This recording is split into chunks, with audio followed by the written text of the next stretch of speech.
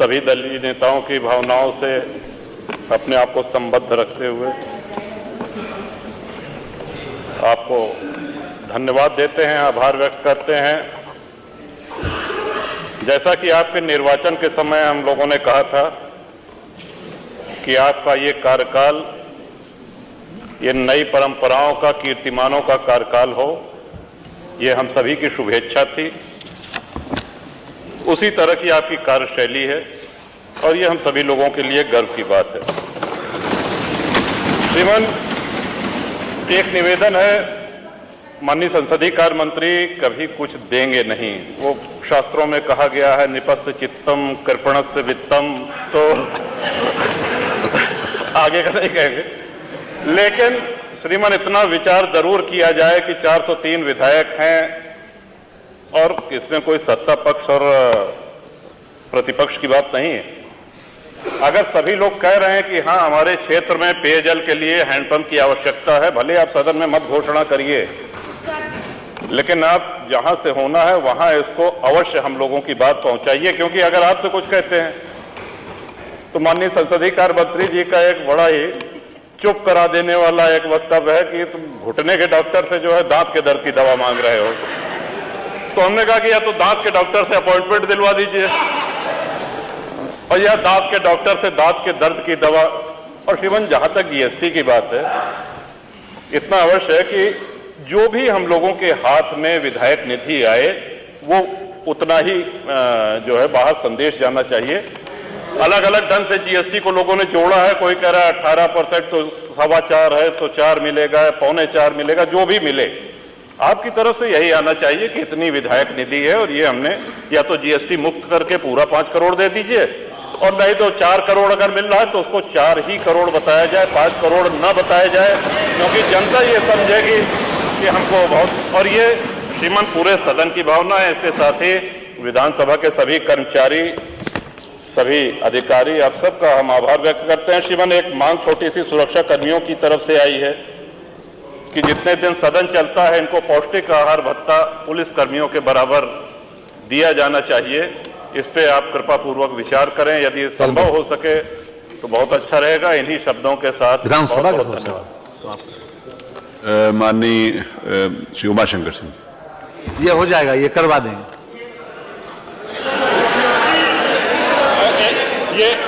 ये से हम लोग नहीं समझ पाए, जीएसटी हैंडपंप या कृपया स्पष्ट कर दो हम लोग। ये सुरक्षा कर्मियों वाला। लेकिन जिस लोकतंत्र का गला घोंटने का काम कांग्रेस ने किया था, आज उसी के साथ आप मिलकर के क्या काम कर रहे हैं और क्या करते रहे, क्या करते रहे आप लोग। तो हमारे बजट पर, हमारी सप्लीमेंट्री डिमांड पर आपने उंगली उठाई। मैं पूछना चाहता हूं, मुझे आप लोगों की बातों पर पंचतंत्र की कथा याद आती है। आपने सुनी होगी, 4 ठग थे। एक किसान एक बकरी लेकर के जा रहा था, तो चारों ठगों ने कहा कि इस किसान से बकरी कैसे ली जाए। तो हो सकता है कि उनको थोड़ा लोक लाज रही हो, तो उन्होंने कहा चलो छीन तो नहीं सब पाएंगे, तो एक काम करते हैं, चारों अलग अलग जगह खड़े हो जाते हैं और अलग जगह खड़े होकर के हम लोग ये बोले कि भाई ये कुत्ते का बच्चा कहां लेके जा रहा है। तो एक वो किसान बेचारा अपनी बकरी के बच्चे को कंधे में रख करके लेके जा रहा है। तो पहले ठग के पास से गुजरता तो बोलता, अरे काका ये सब क्या ले जा रहा है, ये कुत्ते के बच्चे को अपने कंधे में लेके क्या जा रहा है। किसान बोलता, अरे धूर्त कहीं के, ये कुत्ते का बच्चा नहीं बकरी का बच्चा है। वो हंसते हुए चुप हो जाता है। आगे अगले चौराहे पे जाता दूसरा ठग, अरे काका ये कुत्ते का बच्चा आप कहां लेके जा रहे हैं। वो बोलता है, उसको भी डांटता, अरे पागल हो गए क्या, अरे कुत्ते का बच्चा नहीं बकरी का बच्चा है। अगले आगे बढ़ता है, फिर तीसरा ठग मिल जाता है, वह भी फिर यही बात उसको बोलता है। चौथे ठग ने भी कहा तो किसान को विश्वास हो गया, उसको लगा कि भोला भाला किसान, अन्नदाता किसान, मेहनती किसान, उसको विश्वास हो गया यार एक व्यक्ति झूठ बोलेगा, लगता है कि मेरी दृष्टि दोष ही मुझे हो गया है, लगता है ये कुत्ते का बच्चा ही है, उसने फेंक दिया उसको। चारों ठगों का काम पूरा हो गया और चुनाव में खटाखट खटाखट खटाखट 1 लाख का बॉन्ड, 1 लाख का बॉन्ड कहां गया? अब कहां गया 1 लाख का बॉन्ड? 1 लाख का बॉन्ड। और मैं इसीलिए कह रहा हूं, शिवपाल जी भाग गए यहां से, लेकिन मैं कह सकता हूं खटाखट नहीं, 27 में सपा चट के लिए तैयारी रहेगी। 27 में सपा चट। 1 लाख बॉन्ड के लिए हम लोग भी मांगेंगे हिसाब। 1 लाख का बॉन्ड कहां गया? और मैं तो आप सबसे कहूंगा, एक बार जाइए जनता जनार्दन के सामने, पूछिए उनको कि भाई 1 लाख का हिसाब मांगे इन लोगों से, पैसा गया कहां? कौन खा गया? खाने वाले लोग कौन है 1 लाख का? दूसरा संविधान का गला घोटने वाले लोग कौन थे? और कहते हैं कि मोदी जी तीसरी बार आएंगे तो संविधान समाप्त कर देंगे। मोदी जी तो 10 वर्षों से हैं। बाबा साहब भीमराव अंबेडकर जी का जितना सम्मान मोदी जी ने किया, पंच तीर्थों का निर्माण किया, बाबा साहब भीमराव अंबेडकर के जन्म स्थल मऊ मध्य प्रदेश में भव्य स्मारक का निर्माण किया।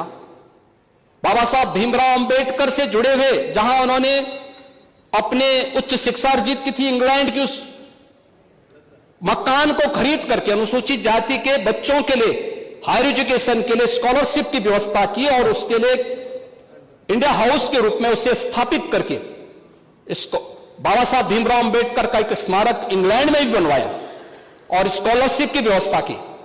ये मोदी जी के कारण हुआ। बाबा साहब भीमराव अंबेडकर ने अपना सार्वजनिक जीवन दिल्ली के अंदर जिस मकान में रह के किया था, उससे बाबा साहब भीमराव अंबेडकर का स्मारक बनाने का काम मोदी जी ने किया। बाबा साहब भीमराव अंबेडकर ने सामाजिक व्यवस्था के खिलाफ बौद्ध धर्म यानी दीक्षा जहां नागपुर में जिस स्थल पर ली थी, उसे भव्य स्मारक बनाने का काम मोदी जी ने किया। बाबा साहब भीमराव अंबेडकर की चैत्य भूमि मुंबई को भव्य स्मारक के रूप में स्थापित करने का काम मोदी जी ने और भारतीय जनता पार्टी की महाराष्ट्र की सरकार ने किया।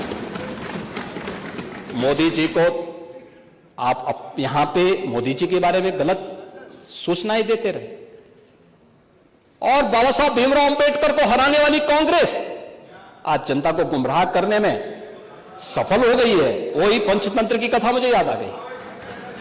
आरक्षण समाप्त कर देंगे। आरक्षण, मैंने तो आपके सामने एक झलक प्रस्तुत की। आपके समय ओबीसी के जितने छात्रों की, समाजवादी पार्टी के समय जितने भी नियुक्तियां हुई हैं, 27% भी उसमें आरक्षण नहीं मिला है। 27% भी, किसी भी नौकरी को आप उठा करके देख लीजिए, मैं दावे के साथ कहता हूं 27% भी ओबीसी के छात्रों को नौकरी नहीं मिली। पिक एंड चूज होता था। क्या ये सच नहीं? आज जिस तहसीलों की आप बात कर रहे हैं,